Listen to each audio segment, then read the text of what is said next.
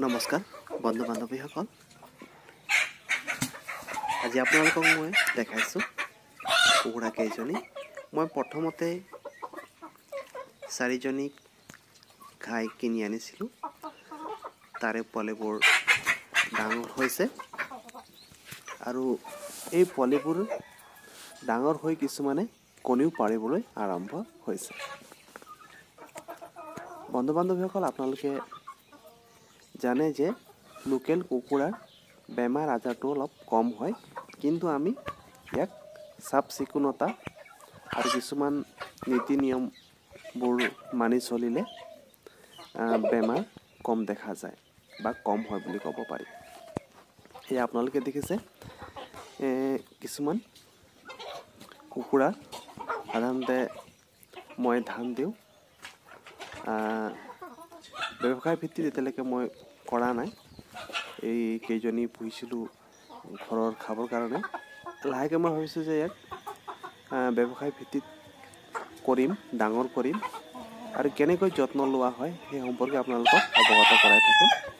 শ্ৰোতা বন্ধুসকল, যদি আপোনালোকে ভাবে যে এই কুকুৰাবোৰ কেনেকৈ লালন পালন কৰিব লাগে এই সম্পৰ্কে মই আপোনালোকক জনাম।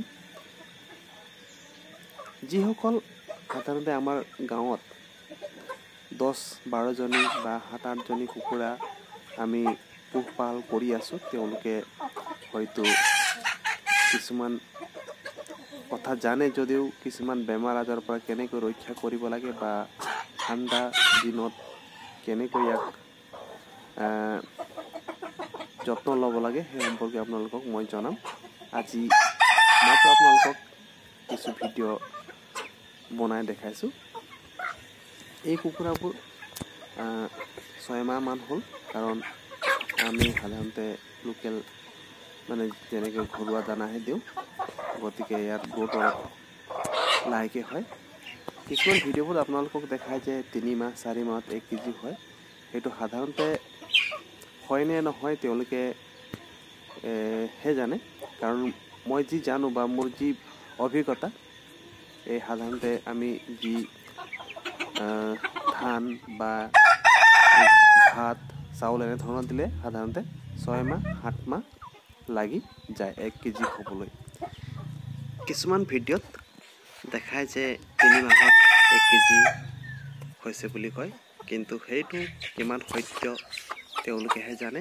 মই সেই সম্পৰ্কেও আপোনাক যেতিয়া ব্যৱসায় ভিত্তিত পুহিম তেতিয়া মই আপোনালোকক জনাম যে সঁচাকৈ 3 মাহত বা 4 মাহত 1 কেজি হয়নে বা ইয়াতকৈ বেছি সময়ৰ প্ৰয়োজন হয়।